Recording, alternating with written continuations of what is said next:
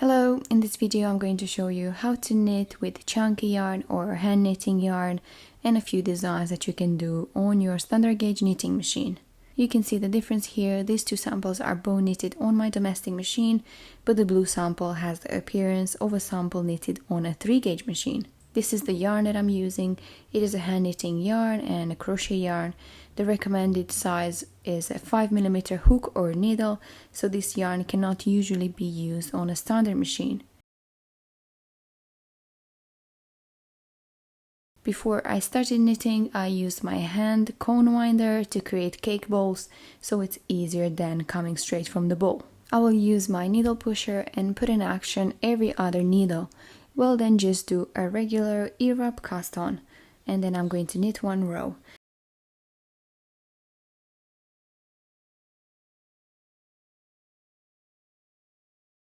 My carriage is at the loosest tension, so tension 10. I will attach some weights and now I can just knit normally. I'm sure you can increase and decrease if you were to create a garment, for example. Just jump over one needle every time you do the transfer, so you have every other needle in action at all times. I'm planning to make something for myself using the chunky yarn that you can see here, and I will definitely share it with you if I do that. You can create different designs when knitting with chunky yarn like this. I will show you how to create lace holes.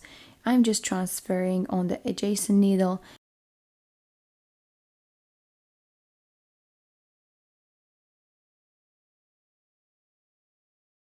We'll pull the needles all the way out, and then I will make sure to put the needles back in action as they were before.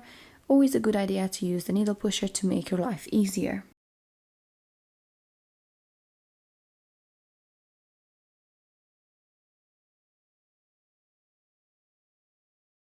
So previously I transferred to the right, and now I will be transferring to the left.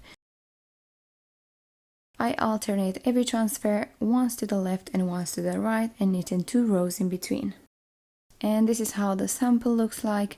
I think it would have been nicer if I would have done all the transfers in the same direction, to the left or to the right. I think it would have looked much nicer and neater, but this is just an idea for you. You can have a play and see what you prefer for your designs. And here is another lace idea. I'm transferring like before, but this time I will skip 1 stitch in between the transfers.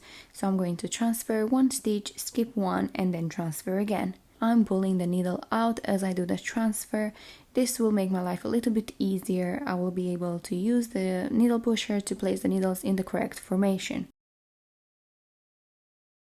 To make the design more interesting, so last time I transferred to this stitch, and now I will move 1 stitch to the right and will again skip 1, transfer as before. So this way I'm just traveling the lace holes basically. We'll again knit 2 rows in between every transfer, and we'll make sure to put the needles in action before knitting rows.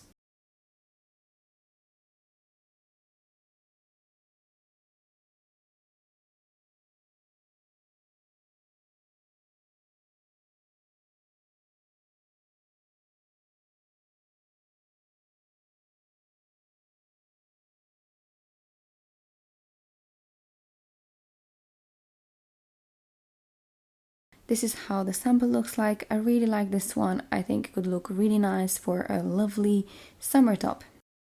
You can of course do some cables as well. I'm just crossing 2 stitches like so and forming a 1x1 cable. I tried to do larger than 1x1 cables, but I couldn't manage as things got really tight.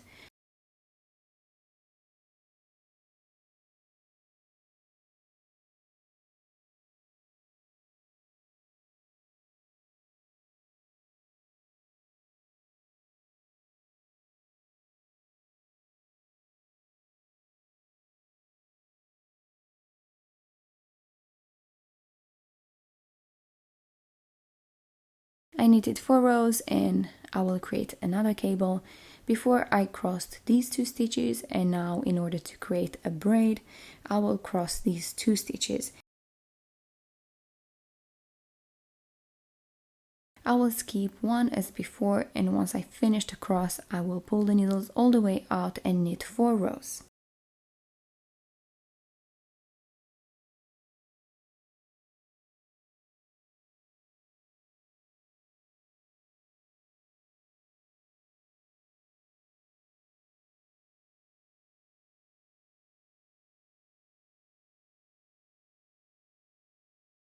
We'll do another cable again, just like I did for the first one. We'll skip one, do another cable and do that across.